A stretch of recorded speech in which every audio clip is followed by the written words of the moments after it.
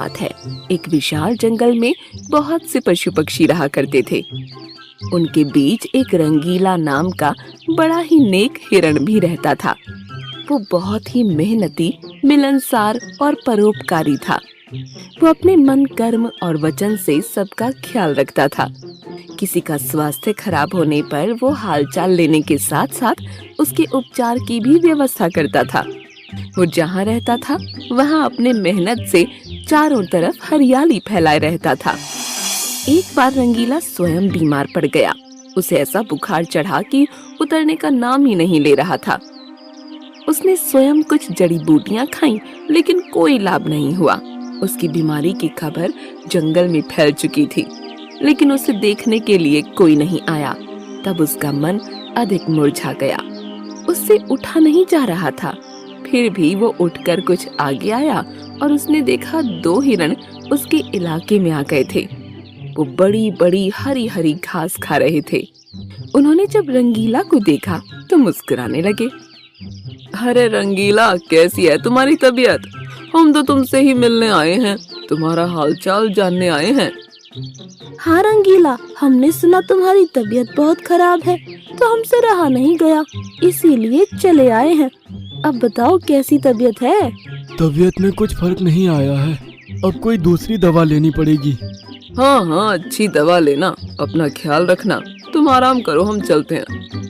रंगीला मुड़कर अपने अड्डे की तरफ चला और इधर ये दोनों हिरण फिर से रंगीला के इलाके की हरी हरी घास खाने लगे। मैंने इस जगह के बारे में जितना सुना था उससे भी अच्छा पाया। रंगीला ने बड़ी मेहनत से गुलशन सजाया है। चारों तरफ हरियाली ही हरियाली है। देखकर और खाकर तबीयत हरी हो गई। आज पेट भरकर खा लेता हूँ, कल रंगीला से मिलने के बहाने फिर आऊंगा। मुझे रंगीला की तबीयत से क्या लेना? ये हरियाली खींच लाई है मुझे। मैं भी तुम्हारे साथ कल आऊंगा। दोनों हिरणों का जब पेट भर गया तब वो वहाँ से चले गए। अपने इलाके में जाकर वो रंगीला के इलाके की हरी हरी घास की तारीफ करने लगे। अरे भाई, यहाँ सूखी घास खाते पड़े हो। जाओ रंगीला के दरबार में, वहाँ चारों तरफ हरियाली ही हरियाली है। वहाँ जाओ, रंगीला का हालचाल पूछो और पेट भरकर हरी हरी घास खाओ। रंगीला बहुत अच्छा है, बड़ा नेक है। उसके बीमार होने पर भी हमें हरी घास खाने के लिए मिल रही है। इससे अच्छी बात और क्या हो सकती है? बहुत सारे हिरणों की टोली बन गई और सब रंगीला के पास पहुंच गए उसका हालचाल पूछने। पहले तो रंगीला को इस बात की बड़ी खुशी हुई कि कितने सारे लोग उसका हालचाल जानने के लिए आ गए। उसके बाद का नजारा देखकर उसका सर ही चकरा गया। सारे हिरण उसके इलाके की घास खाने में जुट गए थे। कुछ हिरण फल भी खा रहे थे। उनके पास सर उठाकर इधर उधर देखने की भी फुर्सत नहीं थी।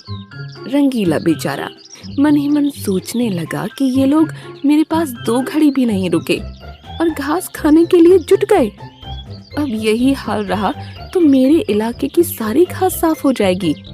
मेरे खाने के लिए भी कुछ भी शेष नहीं बचेगा। कुछ देर बाद रंगीला का एक मित्र मोनू भालू आ गया। उसे आने में देर हो गई थी। माफ करना दोस्त, मैं तुम्हारे लिए औषधि की तलाश में गया था और मुझे बहुत दूर जाना पड़ा। औषधि तो मिल गई, लेकिन आने में देर हो गई। इसे तुम खा लो और जल्दी से ठीक हो जाओ। रंगीला ने औषधि खाई और उसे कुछ समय के बाद आराम मिलने लगा। उसका दोस्त मोनू उसके साथ ही रुका रहा। 2 दिन के बाद रंगीला की तबीयत ठीक हो गई, लेकिन उसके खाने के लिए न घास बची थी न कोई फल बचा था। उसकी सारी मेहनत पर पानी फिर गया था। वो उदास हो गया। दोस्त रंगीला, मैं जानता हूँ ये मतलब का संसार है। ज्यादातर सब दोस्ती का दिखावा करते हैं, सब अपने फायदे की सोचते हैं। तुम चिंता मत करो, हम दोनों मिलकर गुलशन सजाएंगे, एक नई दुनिया बनाएंगे। इस कहानी से हमें इस बात की जानकारी मिलती है कि मन में कपट रखने वाले मित्र शत्रु से भी ज्यादा खतरनाक होते हैं। एक जंगल में एक हिरन घास खाने के बाद इधर उधर कूद रहा था। वो बड़ा सिरफिरा था। कभी पूरब में दौड़ता, कभी पश्चिम में, कभी उत्तर में जाता और कभी दक्षिण में छलांग लगाता चला जाता। उसे एक खरगोश ने देखा और समझाया, हिरण भैया जरा संभल कर कूदो, जंगल का इलाका है, कुछ भी हो सकता है। खरगोश भैया, अपनी तो चाल निराली है, अपनी छलांग मतवाली है। इस जंगल का चप्पा चप्पा मेरे कदमों की आहट पहचानता है। तुम समझे कि नहीं समझे? मुझे लगता है तुम ज्यादा ही समझदार हो, तुम्हें अब समझाना मेरी ना समझी होगी।